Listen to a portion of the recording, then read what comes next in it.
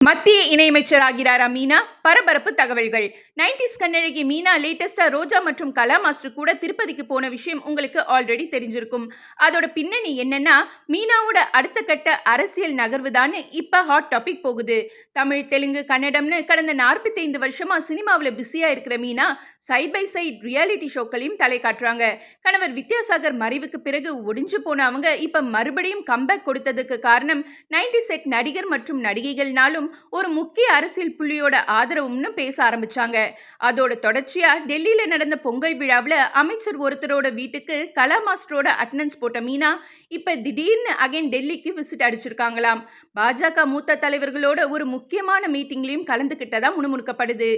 கூடிய சீக்கிரமே மீனா மத்திய இணை அமைச்சரா பொறுப்பேற்க போறாங்கன்னு பரபரப்பா பேசப்பட்டு வருது. இதுக்கெல்லாம் காரணம் மத்திய பாஜக அமைச்சரவையில் இருக்கிற ஒரு முக்கிய புள்ளின்னு பேசப்பட்டு வர்றது குறிப்பிடத்தக்கது.